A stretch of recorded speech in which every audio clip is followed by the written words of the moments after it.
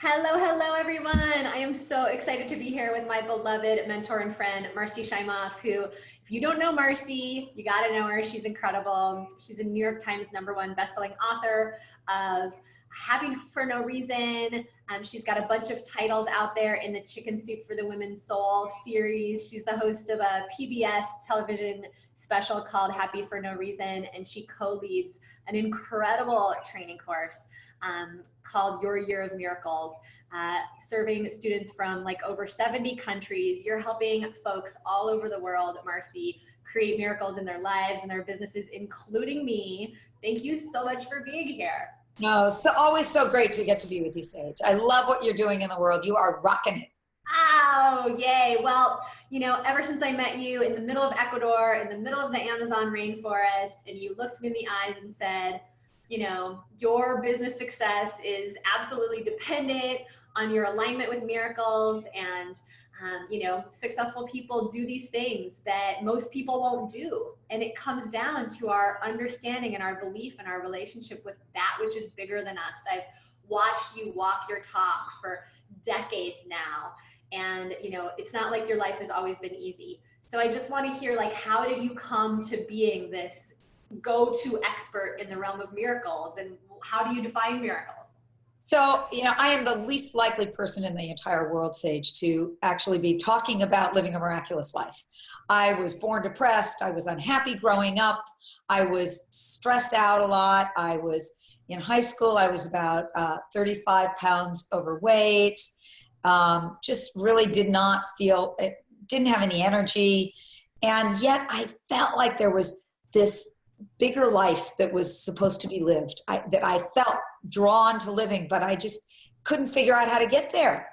And I set a whole bunch of goals for myself, and I figured once I got those goals, that's it, I'll be happy.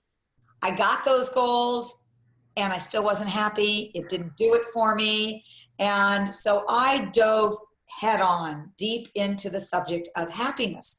What could I do to be happier? And I found amazing stuff out about happiness. I started applying it to my own life, and it worked.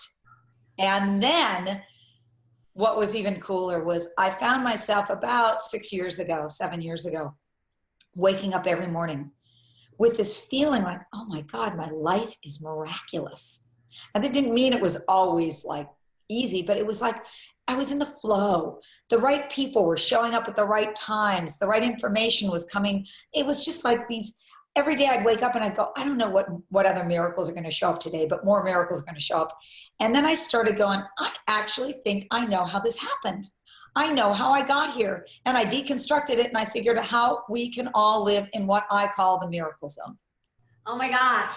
Even just knowing you and hearing you talk about this has been a transmission for me, because, you know, these miracles come in, and it was you that told me happy people who are living in the miracle zone actually earn up to $1 million more in their lifetime.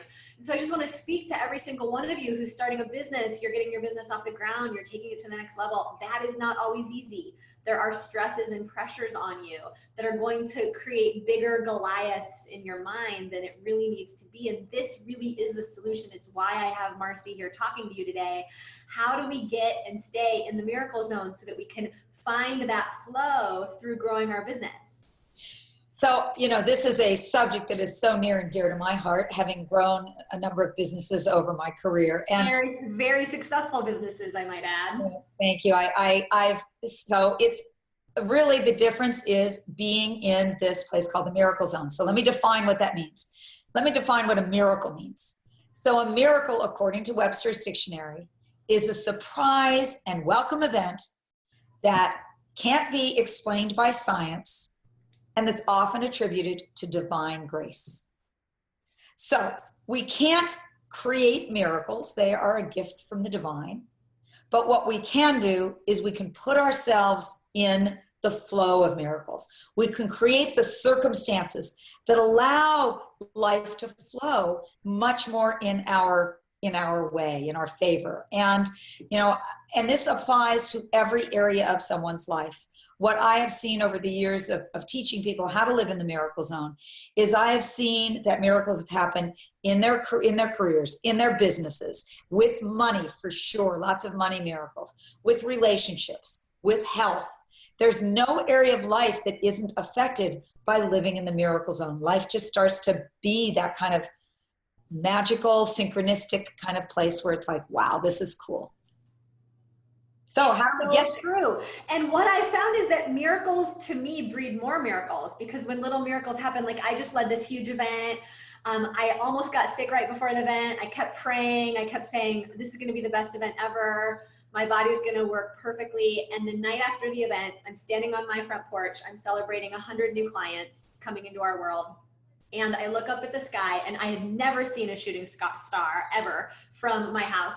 And that exact moment when I went from the car to my house after one of my biggest events ever, I look up at the sky, shooting star almost was like, it was like right on my head. I mean, what are the chances? I've never once seen a shooting star from my house in 4 years of living there. So I thought of you in that moment. And I want to speak into, how do we get into this zone when we're in the shit? Because I've been in the shit too, you know, like I just had to let somebody go from my team. That was not easy. One of the hardest conversations I've ever had. Like, you know, we have pain, we have health stuff, we have relationship stuff. Like when it doesn't seem like it's going well, how do we get back? Yeah, so there are some key ways that we need to really put ourselves into the miracle zone. The first one, and I think perhaps the most important, especially for women, is feeling worthy of miracles. It's about self-love, and which is different than self-esteem. Self-esteem is I'm good because it's conditional. I like myself because I did a good job of this. I like myself because I look a certain way, or I like myself because. Self-love, true self-love, is an inner feeling of compassion and love for ourselves that doesn't depend on our circumstances. We have it even when we make mistakes. We have it even when we mess up.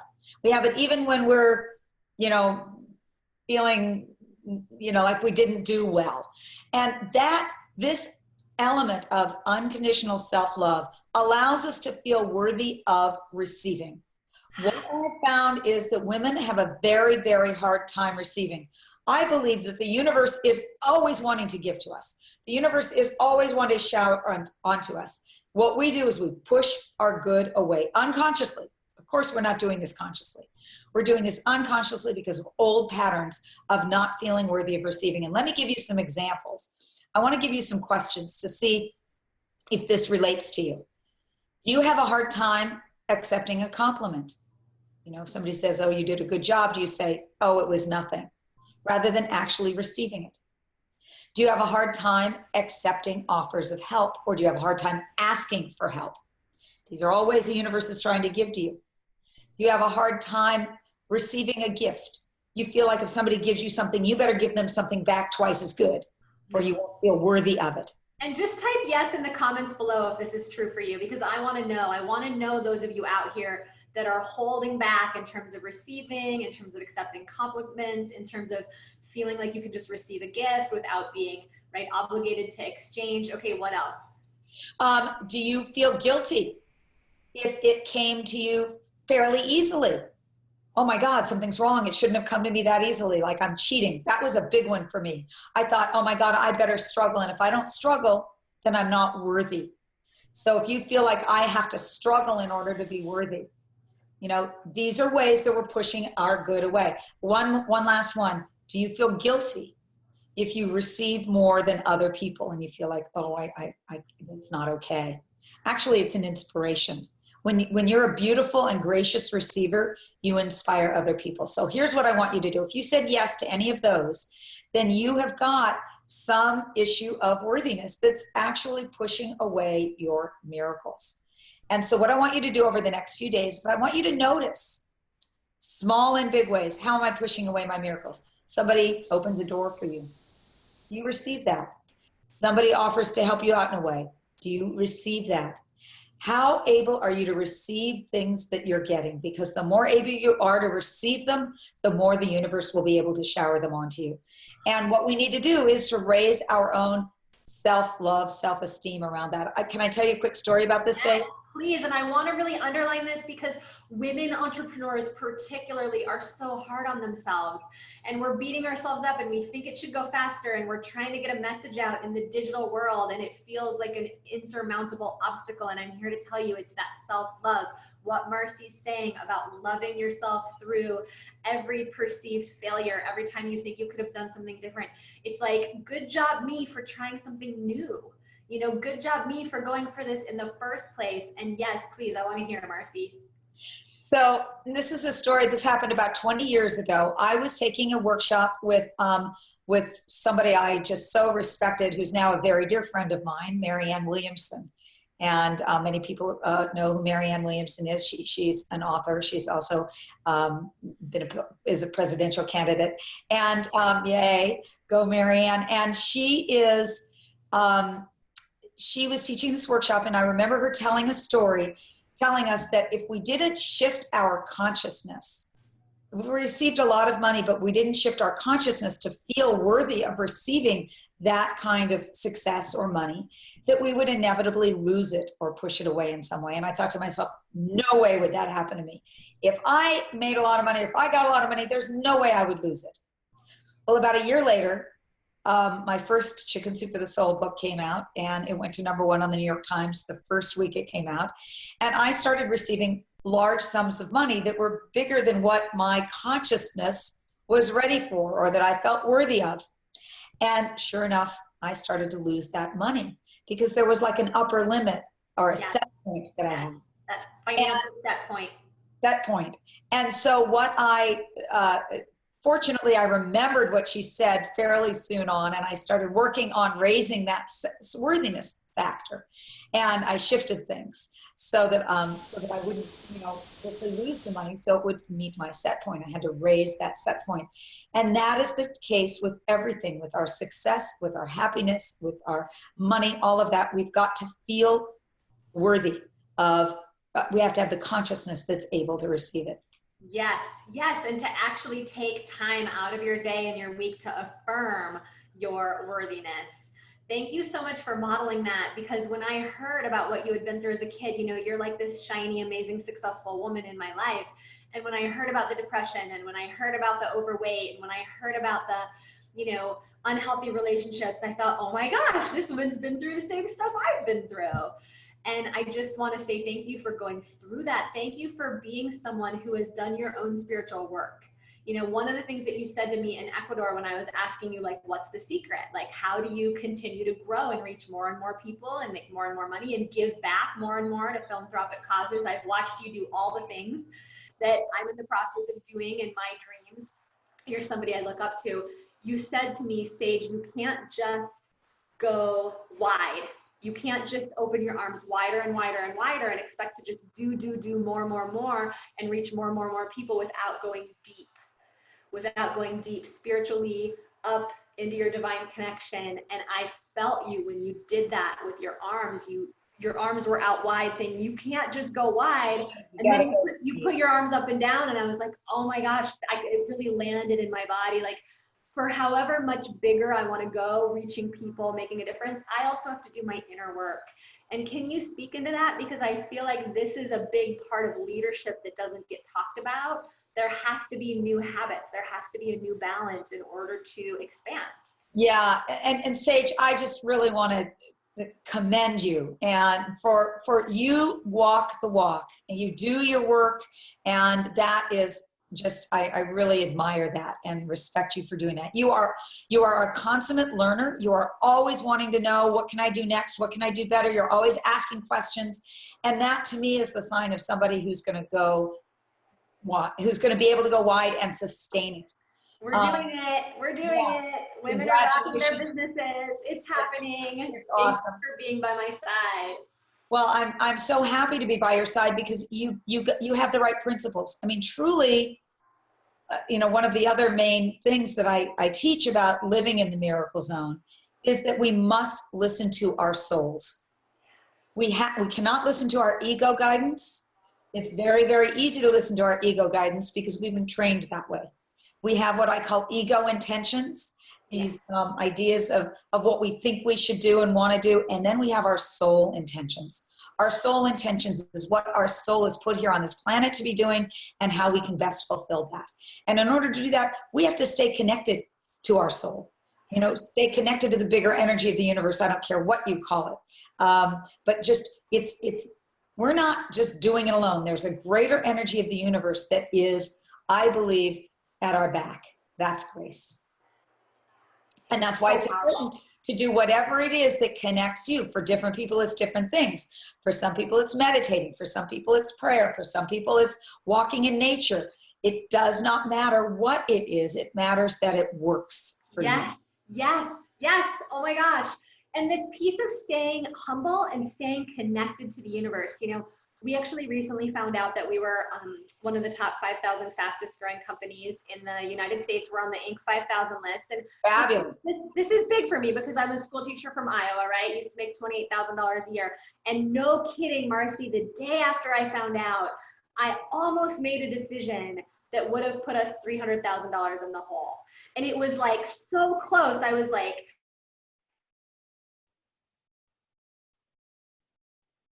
up, and I could feel kind of like the come from place I was coming from when I made that decision.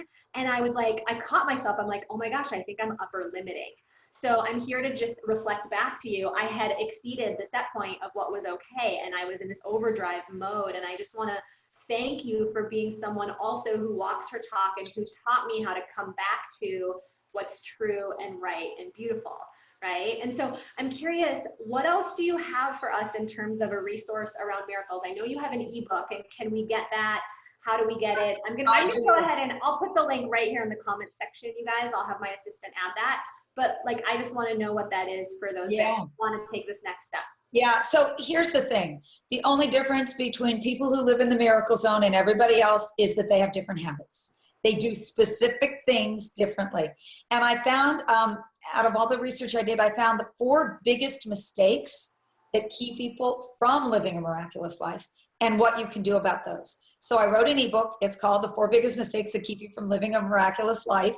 And in it, I go through the very 4 specific things that are most holding you back from whatever it is you want in your life, whatever a miracles would mean for you, and what you can do about reversing those. And it's very practical. You can start on it right away.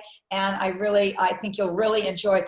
I do talk more about this idea of self-love and what you can do for that, because of course that is one of the biggest mistakes, not feeling worthy. But I have 3 other very fabulous mistakes in there that can be turned around in an instant to really start opening up to the miraculous life that I believe all of us are here on this planet to live. And you guys have got to download this ebook. I actually downloaded it recently, and there's a piece in there around letting go. I don't know about all of you, but if you're going to grow a business, if you're going to actually get out there and reach more people, you have got to actually learn to let go and not try to control everything. And Marci is an amazing spokesperson of that. And she gives us exercises in the ebook. It's absolutely not one of those random ebooks that you'll download and never look at. Like, as soon as you look at it, like for me, I printed it out, I marked it up. Really, really powerful tool. And in fact, Sage, that one on how to let go, how to let go when it's time to let go, that particular practice and exercise, that's the one that gets people talking the most. Oh my gosh. I just was like, thank God she wrote this. I felt like you wrote it for me. And another piece in there that I think is a really important piece for all of us is who we surround ourselves with. And I talk about that and how to stay in the miracle zone, even when you've got, some not miraculous people around you. So the naysayers. Yeah. Gone with the naysayers. Marci, thank you so much. Thank you for bringing your amazing, radiant wisdom to us. Thank you for making the time. For all of you out there, women who are taking the next step into your business and reaching your clients, this ebook is going to help you stay aligned with your positivity. Your positivity, your happiness is what attracts your clients to you. Yes, we can give you all the strategies in the world, but when you're not feeling magnetic, that will slow you down immensely. So I'm just so excited to get you this resource. Thank you, Marci. Thank you, all you awesome women out there. Let us know what you got out of this interview with Marci. Give her some love on the comment thread, and we'll see you on the other side. Bye, Marci. Bye, everyone.